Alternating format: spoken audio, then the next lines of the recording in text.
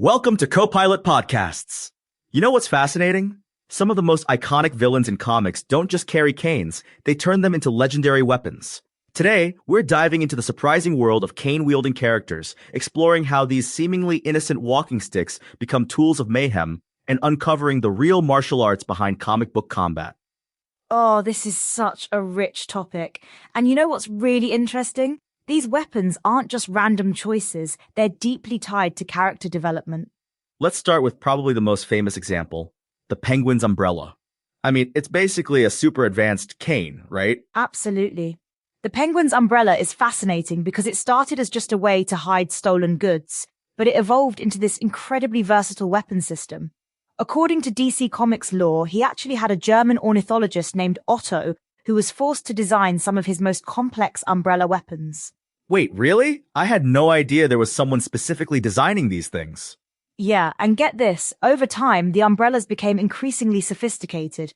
We're talking about everything from sword canes to umbrellas that could shoot poison darts and even ones with built-in flamethrowers. That's wild. But it's not just the Penguin, right? The Riddler's got his question mark cane, too. Exactly. Though interestingly, in a theoretical face-off between the two, most experts believe the Penguin would win that fight.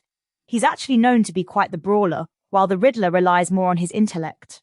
You know what's fascinating about this? These weapons aren't just random choices. They really reflect who these characters are. That's such a good point. The Penguin's umbrella, for instance, represents his attempt to appear sophisticated while hiding his criminal nature. It's both a gentleman's accessory and a deadly weapon. And there's actually some real-world parallels here, right? Like, cane fighting is a legitimate martial art. Oh, absolutely.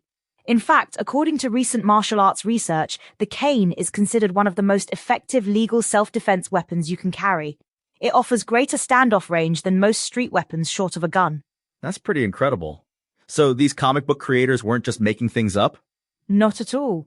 Real cane fighting techniques can actually break limbs and skulls under combat conditions. It's serious business. You know what's interesting? The Penguin's umbrella has gotten more sophisticated over time, kind of like how real-world weapons evolve. Exactly. By the 1990s animated series, his umbrella could do everything from emitting heat beams to spraying nectar that would attract poison-tipped hummingbirds. Poison-tipped hummingbirds? Now that's creative. And practical, in a weird way. The umbrella became this perfect symbol of his character, seemingly harmless but incredibly dangerous. Let's talk about the actual fighting techniques. How do comic book cane fights compare to real-world martial arts? Well, according to martial arts experts, real cane fighting is actually much simpler than what we see in comics. It focuses on short, sharp thrusts and hits at all angles, rather than fancy twirling moves. So the comics take some creative liberties there? They do, but that's part of what makes them fun. Though, interestingly, some of the Penguin's basic umbrella techniques aren't too far off from real combat cane methods. That's fascinating. And I guess it makes sense. You want the fighting to look good on the page. Exactly. And comic artists have really embraced this. The way they draw these weapons in action has become an art form in itself. You mentioned earlier about the Penguin's umbrella evolution. What are some of the most impressive features it's had? Oh, where to start? There's been helicopter modes, bulletproof shields, machine guns, and even one that could detect Batman's surveillance devices. A bat detector? Now that's thinking ahead. Right? And in the 1966 TV movie, he even had a fleet of jet-powered rocket umbrellas for his whole gang. That's amazing. But let's talk about practicality for a moment. Why would villains choose canes as weapons? Well, according to martial arts experts, canes are actually ideal weapons because they're legal to carry everywhere.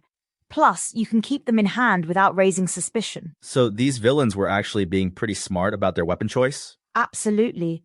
Unlike other weapons that need to be drawn, a cane is already in hand when needed. That's a huge tactical advantage.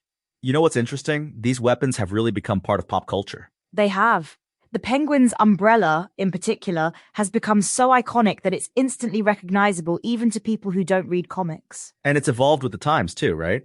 Definitely. Each new interpretation of the character brings new umbrella innovations. It's like this ongoing arms race between Batman's technology and the Penguin's ingenuity. That's such a cool way to look at it. And it really shows how these weapons aren't just props, they're extensions of the characters themselves. Speaking of character extensions, how do you think these weapons influence the way these villains fight?